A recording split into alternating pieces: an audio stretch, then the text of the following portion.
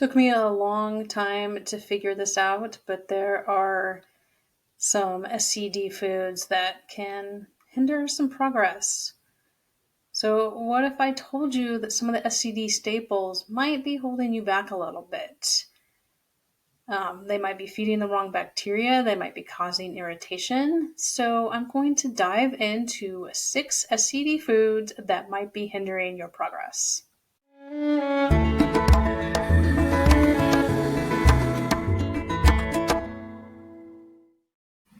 Welcome to Digestible Dialogues. I am Sherry Lip, the host of this podcast, and I have had Crohn's disease for 26 years. I've been following a dietary approach for 25 years, nearly 25 years, and I am going to be talking about some of those foods that might be holding us back, even though they might be part of the diet we're following. And specifically, I'm going to be talking about foods that are SCD diet friendly that might be not working out for you if you have a lot of symptoms or if you're just starting out. So you might be very surprised, so hang around because the last 2 will probably be the most surprising to you, as they were to me, because they are very heavily used staples of SCD diet that people talk about eating a lot. So you might be thinking that those are the best ones, but they actually might be causing you some difficulty. So let's dive in. So the first one is one that I personally have cut out again for a while after having it. Actually, I never had it until just a few years ago, and it's SCD, but I just wasn't a coffee drinker. So coffee is our first one that we're going to talk about. So a few years ago, I kind of got into some cold brew, and I enjoyed it, and I like making smoothies out of it. So it kind of became a daily thing to have a little bit of cold brew, and it wasn't a lot, and I would dilute it, but I kind of realized coffee is a diuretic, so I realized it was causing me a little bit of stomach irritation. So I have cut that out just recently and immediately felt much better. So coffee, like I said, it is it's acidy, and so I was getting an acid-free cold brew, which helped, but there's still a lot of caffeine in there, and the nature of coffee is that it can be a little tough on your gut. The acid-free is better, so if you can't give up coffee altogether, I would definitely suggest trying that. If you want to know what brand I use, just leave a comment and I will let you know for the acid-free cold brew. But if you are early on in the diet and your symptoms, I would recommend cutting out coffee and any heavy caffeine altogether. I've even cut back on black tea, which I love. But I've gone more to herbal and then a little bit of green. But caffeine can be very tough on your body. It stimulates your adrenal glands. It irritates the gut. It's just a little too much. And if you're going to have caffeine, definitely have it early in the day. It's not just because it keeps you up at night. It just allows your body to process it during the day while you're awake. So that's a pretty easy one. It wasn't hard for me to give that up. Again, I enjoyed it. But like I said, I wasn't a coffee drinker before, so it's not like I spent my whole life drinking coffee. But I know a lot of people do. So if you want some more help with coffee, just let me know. But that's one that I think a lot of people know that one can be kind of tough. So that is coffee. Not too much more to say about that one. It's a pretty easy one. It's caffeine. It's acidy. It can be irritating, and so can other higher caffeine drinks like black tea and other certain kinds of higher caffeine teas. But there's lots of tea to choose from, so stick with tea. Herbal tea, I love peppermint mostly, and green tea has less caffeine, and I like to mix that with peppermint, so it's even less caffeine. And then white tea has even less caffeine, and it's very mild. So I do like white tea. I haven't had it in a while, but white tea is a great option for a tiny bit of caffeine and just a kind of a refreshing light tea drink.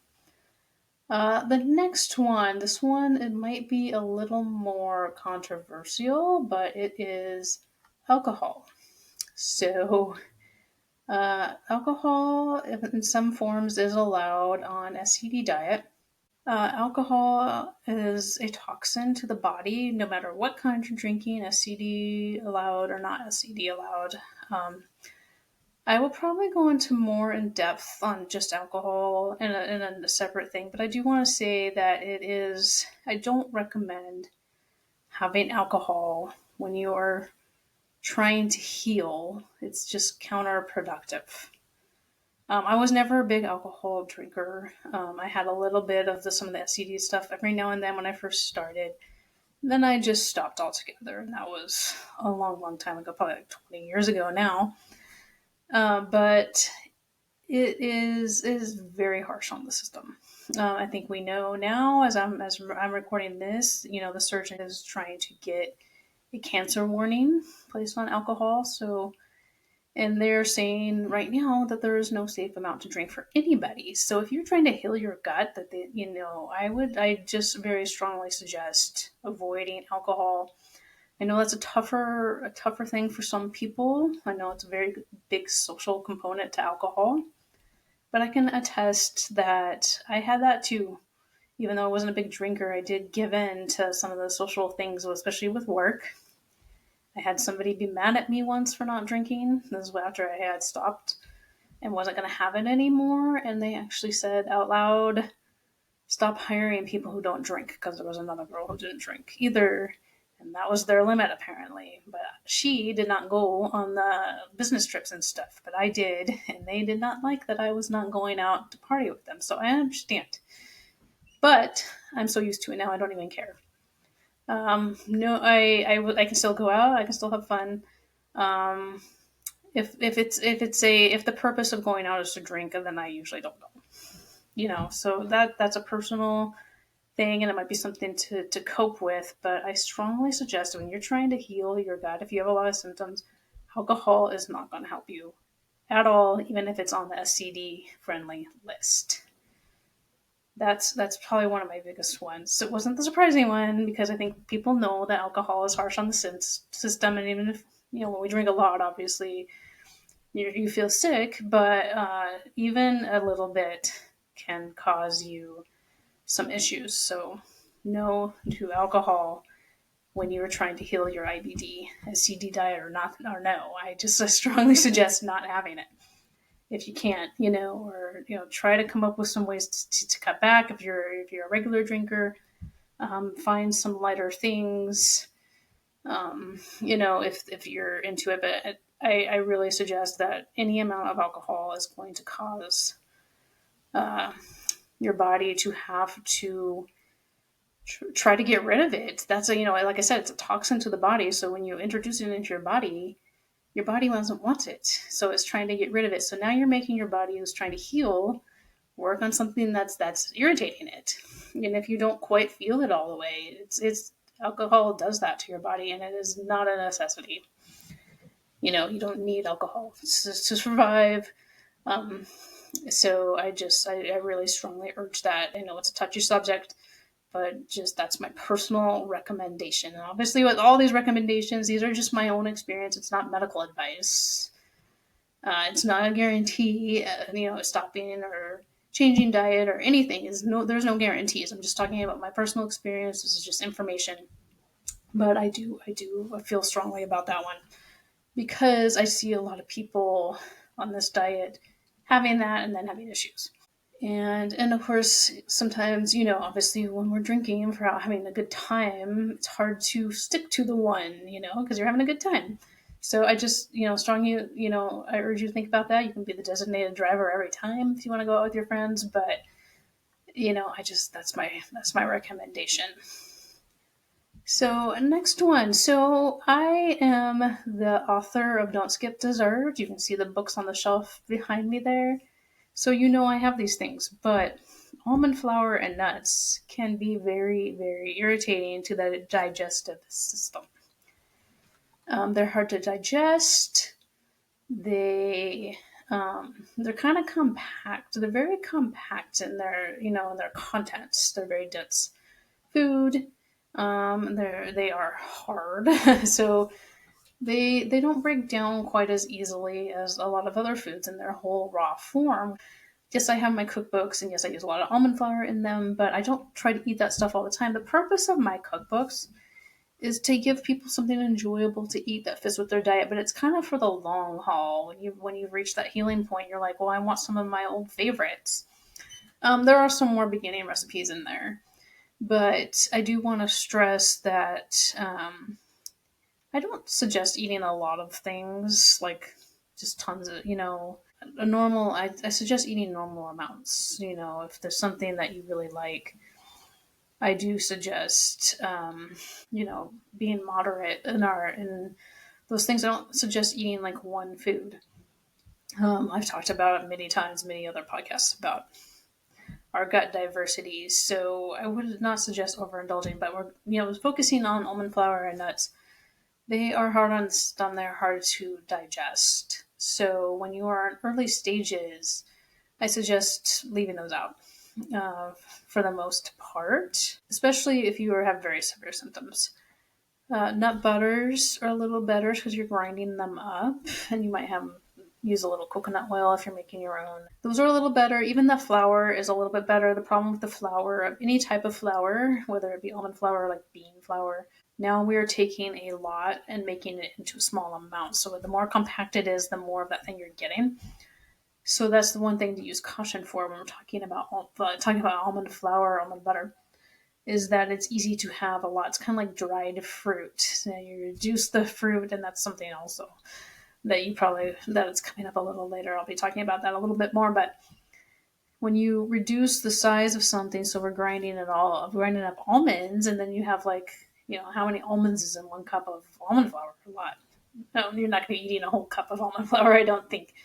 But when you're talking about I see people make like porridge and stuff, so you're getting kind of a lot of almond flour. And I would definitely suggest using that a little more sparingly, or when you have severe symptoms, just think about cutting these things out for a little while. I am not a restrict food forever person, as you know, for the most part. Obviously, there's some foods that I suggest keeping off the plate for the most part forever. But I'm talking about these whole healthy foods that just aren't going to work when our gut is irritated, when we're trying to build back that balance and reach that point of health and get rid of inflammation. So nuts, and they have all kinds of different properties, and there's all kinds of things. I actually working on a worksheet about nuts right now. So if you're interested in that, please let me know about the different pros and cons and the different nutritional values of different nuts, because there's some things that can be helpful and some things that can be hurtful. So we need to think about that. But always, think about your intake, because we all know that we can eat a lot of nuts, and sometimes anybody doesn't feel well if they eat when they're sitting there eating too many, like at a party or something. So that's a big one there. So this next one is very common. It kind of goes with the almond flour because it's a big component of my cookbooks, and that is dates and honey. So those are the sweeteners that go with SCD, and I see a lot of people recommending them. Like, how do I get over my sugar cravings? I'll have dates and honey. Well, if you have very bad sugar cravings, we don't want to overindulge in dates and honey, because they can feed the bad bacteria too. Or I like to say unfriendly. So when your symptoms are severe, I do suggest reducing that sugar content, no matter what kind of sugar it is, whether it's dates and honey or natural fruit sugar. Reducing it. Don't necessarily have to cut it out. So we always kind of get into this all or nothing when it comes to the diet therapy, but it doesn't necessarily have to be that way. I'm just saying, I know for me personally, if there's any upset stomach or anything like that, reducing the sugar content is an immediate relief. Because sugar, it disrupts the bacterial balance, and it can. Of any kind. Obviously, refined sugars do that much quicker. So, dates and honey are the monosaccharides that SCD diet recommends. They're easier to digest. But if you are dates in particular, any dried fruit, like I was talking about, they can irritate the gut. There's been a lot of studies and papers, and you can probably look that up, and you'll find an article about. Usually it pertains to IBS, but really it's the same, because, our digestive symptoms, there's the IBD, Crohn's disease or ulcerative colitis. That's the inflammation that, you're having that autoimmune response where your body is inflamed. But then there are the symptoms that go with that, and those, in IBS, the symptoms might be the same or similar. So anything that would irritate IBS is probably going to irritate your IBD if you have active symptoms. And dried fruit, like I said, what you're doing is you're compacting it, and you're taking all of the moisture out of it, the water content. So then you've just got concentrated form of the fiber and whatever sugar is in that fruit. So you're getting, and then it's small, so you can end up eating a lot of it too easily, and that can be a problem. So dates aren't a dried fruit, but they're kind of similar, and the dates have a very high sugar content.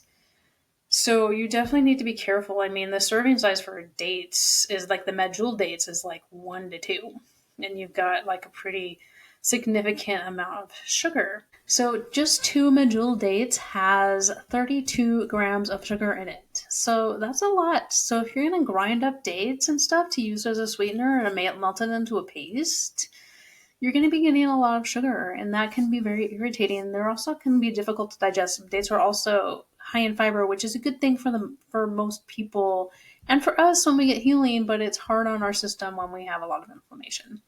So be very careful with dates. And then honey doesn't have the fiber, but it just has the high sugar content. So we just want to be careful with those things. Keep them in mind that you want to keep the servings to a smaller amount. So they can be, we want to be eating things that are promoting healing. And so those ones don't promote healing as much. But they are, they obviously satisfy, something we want to eat. There's a sweet tooth. There's nothing wrong with having a sweet tooth. You're not a weak person if you want something sweet. That's normal. Just be careful about what it is. And then if you have very severe symptoms, that might be something also to not have for a little bit, a week, a couple weeks, 30 days. Depends on your symptoms. And that is something I will be helping with in my 6-week class. So if you're interested in that, please let me know in the comments as well. But it's like those sugars will also feed the unfriendly bacteria when we are way out of balance. If you have SIBO, especially, they're probably telling you to be low FODMAP, and those things are high FODMAPs. So just keep that in mind. Dates and honey, they're a big part of the SCD diet. They may be causing you irritation. So we're down to our final 2. And they are probably your most surprising. First one up is bananas. So I'm in some SCD groups. Some of you probably know me from there. And people are always talking about and joking about how many bananas they're having and, bananas. And so SCD diets, you can trace the roots of it, and you can see my little video about what is the SCD diet. So Dr. Haas, who was kind of the founder, so to speak, of the diet, who Elaine Gottschall learned about it from. When he first started doing it, he was helping children with celiac disease. And he kind of, they didn't know that gluten was the main problem, but he did figure out that there was something going on with grains. So he had them remove grains from the diet, and so they were eating a lot of bananas. And bananas, because of course they can use them for baking, and you can actually dry them out and make flour. And so the children were eating tons of bananas every day, and so they got better because they got the gluten out. And so they actually referred to it as the banana diet. And so that kind of stuck because, in SCD they recommend ripe bananas with the brown spots. So ripe bananas are not low FODMAP. They are higher in sugar. And so that is why they might be a little bit irritating to somebody with a lot of symptoms. And so I recommend, if you're going to have bananas, there's nothing wrong with that. Go by, think about your symptoms. A lot of sugar can aggravate symptoms. So think about that, but just have a normal amount of bananas, which is like one. or maybe you have a banana and you made something with banana, one serving. Think about those things, but it is not the banana diet anymore. The bananas were not what cured the kids of their celiac disease. It was the cutting of the gluten. Bananas have some good digestive properties, so they can be kind of soothing, but you don't want to go overboard. They're also very, very versatile. You mix them with yogurt. You can make stuff with, I know, nice cream, and that's one thing to be careful of, because when you make nice cream with bananas, you're using like a lot of bananas, or you may be using a lot of bananas. So think about if you're having nice cream and getting like 2 to 3 bananas at once. But so there are some pros and cons of bananas, but surprisingly, they might actually be hindering your progress if you're having too many of them, or if you have very severe symptoms, they could be hindering if you're having them at all. So since SCD does not allow green bananas, and if you're doing low FODMAP, you might need to avoid bananas, or just make your decisions about where your diet is going, how you're using diet to treat. And so final one, the most shocking of all, because this is such a big component of SCD diet, and that is our 24-hour yogurt. Why is that bad? It's not bad, but why might that be hindering your progress? So if you are to have very severe symptoms of IBD, ulcerative colitis, Crohn's, one of the things that fall in that realm, the probiotics in the yogurt might be doing more harm than good. So when you have SIBO, which is small intestinal bacteria overgrowth, that means you got bacterial overgrowth. So if you are, and that is like the unfriendly bacteria is overgrowing, but it might be overgrowth, you're just way out of balance. So if you're feeding probiotics in there, it could be causing more overgrowth. If you have a lot of symptoms, if you've been diagnosed with SIBO, there is a SIBO yogurt. It does not use the typical, it's actually not really yogurt because it doesn't use the standard yogurt strains, but it uses some strains that are a little friendlier for SIBO. And that is something to look into if you have SIBO. Or if you are just getting started, that could be a good yogurt to start out with.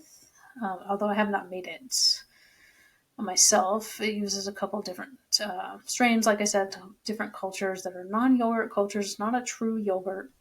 It ferments for 36 hours. And so that could be helpful, but the traditional SCD yogurt in maybe those kind of, and any kind of probiotics really. So if you have very severe symptoms, you may not want to take probiotics. You might not want to have the yogurt. You're not going to want to have the fermented foods, because that can promote the bacterial overgrowth that you're already dealing with, even though you're trying to promote the good bacteria and you want to. But you probably want to work with a specialist if you are wanting to. If you have very severe symptoms. And you're trying to figure out probiotics, because it can be very tricky when you have a lot of symptoms of inflammation, because you've got to get that balance going. And the fermented foods, and especially the yogurt, which has a lot of culture in it, the SCD 24-hour yogurt, might be promoting more bacterial overgrowth. So that's surprising, because we think, well, we're introducing the good bacteria into our system, and shouldn't that be helping? But it's possible, depending on how severe your overgrowth is and your inflammation is, that might not be the case. So that's why you may want to work with a nutritionist or a dietitian who is an expert on SIBO, and they'll be more familiar with how the probiotics work on any particular individual case. It's a very individual thing, but a lot of people I know cannot introduce the yogurt right away. Even I did not introduce it for about a month, but it might even take longer than that. So that is, it's just important to think about, these foods that, we have a diet that has somewhat of an outline, but it's not, you've got to individualize it for yourself, and there's not a lot of help with that. So, and that is why I try to help with it. But I've kind of, I'm thinking, my thinking has evolved into thinking it's more about what you're putting in than what you're taking away. We always talk about we don't eat grains and we don't eat sugar, refined sugar, and we don't eat potatoes and we don't eat those. Yeah, so there are reasons to exclude those things.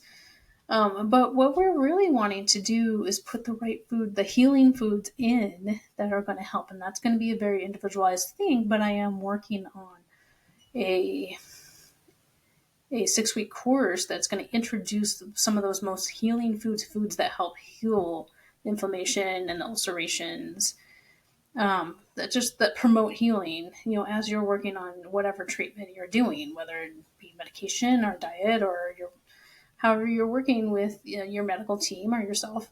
We want to introduce those foods into our systems that promote healing and that don't promote harm. So that is where I am with that. But are you surprised by any of these foods, or did you jump into any of these foods because they're part of the diet and find out they didn't work for you? Let me know. So, and I will see you in the next one.